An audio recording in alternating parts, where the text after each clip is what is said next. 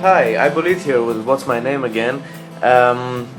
Really long time since I uploaded my last video. As you well know, I am into, Hebrew names and meanings and a bit of history and a bit of theology. And while looking into YouTube pages of some people concerning theology and atheism, and I'm not an atheist, I'm a traditionally religious Jew, I found out of one guy that actually made me change. As you well know, on my first video I vowed not to get into politics. Being Jewish and Israeli is a problematic issue. Well, until I've seen a video by one guy which changed me. Congratulations, asshole.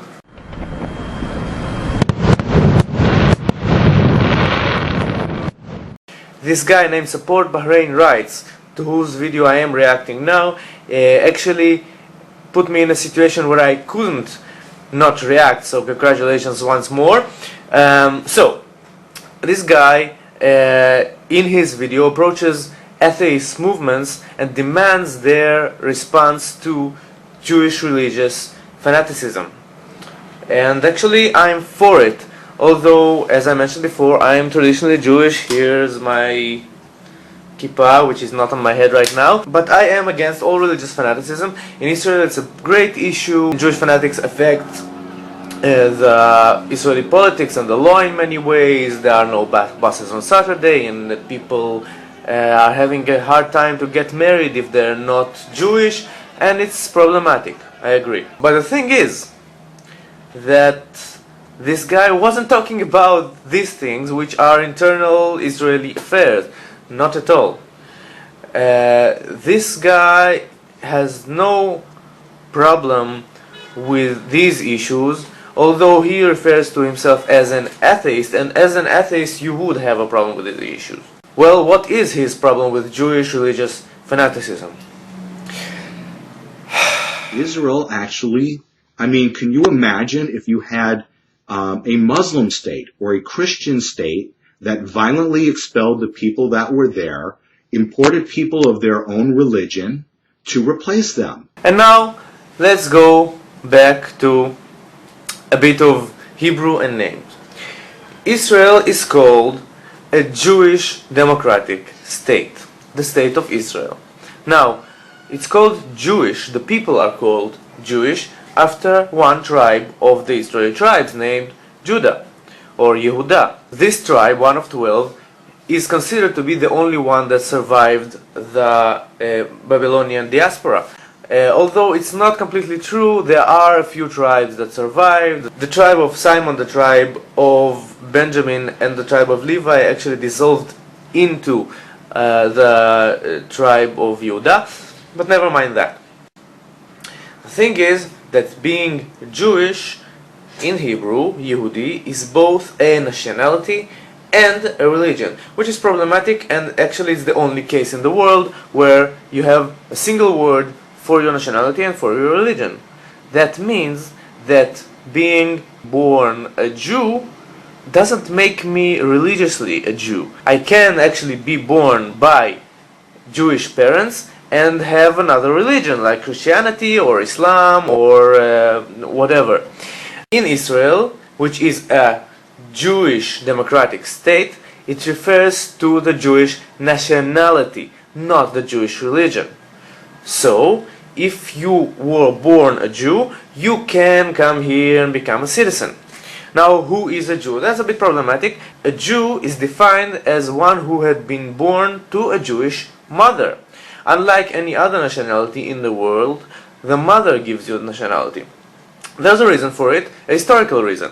In the days of the Romans, many women were raped. You can't prove who the father is, at least you couldn't at that time, so you well know who gave birth. So therefore, if the woman who gave birth to this child is Jewish, the child is automatically Jewish. Is it right or wrong? I don't know, it could be wrong, it's a political matter.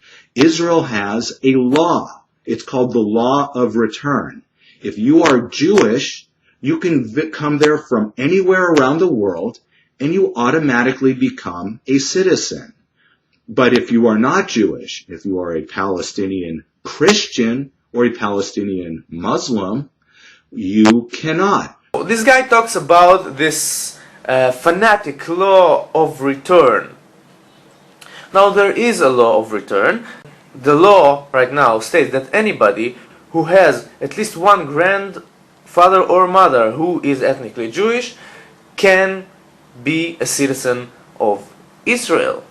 Now, it doesn't mean that he is Jewish. The reason this law is formulated like this because it's an antithesis to the Nuremberg laws of the Nazis, which stated that anyone who has at least one grandmother or father who is Jewish should be exterminated. So this law gives a chance of survival to anyone who would be considered Jewish by the Nazis.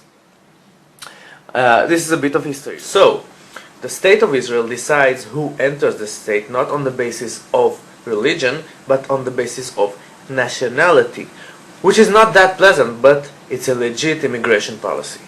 Once again, does it have anything to do with Jewish religious fanaticism?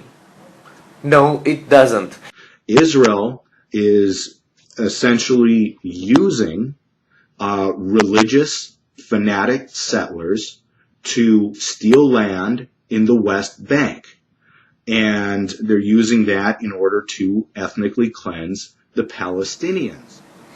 Okay, true or untrue, Israel has a policy of settlement in the territories of Judea, Samaria, and Gaza since 1967.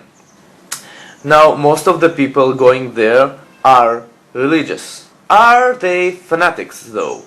Let's see.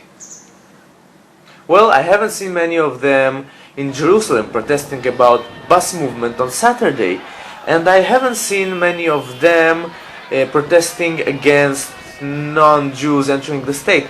Actually, they're not religiously fanatics, and most of the Jewish religiously fanatics that live in, let's say, Jerusalem, Bnei Brak, and Beit Shemesh hate these guys because they're Zionists, and Zionism doesn't go with Jewish religious fanaticism because Zionism is a secular movement.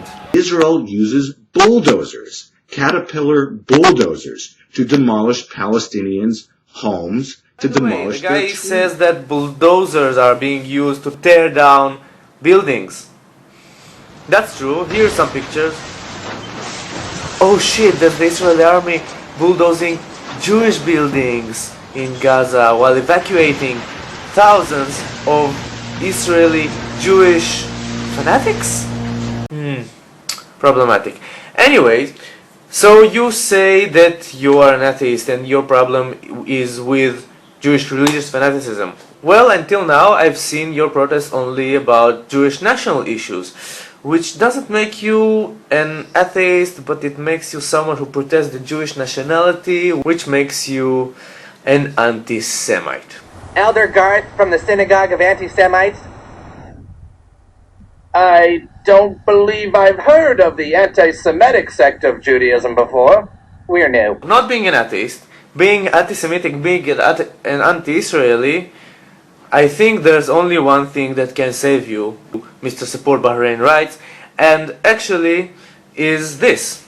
As you stated before, you are ethnically Jewish, and it is absolutely correct that you can come to Israel and become a citizen within half an hour. Israel has a lot of anti-Semites and anti-Israelis inside.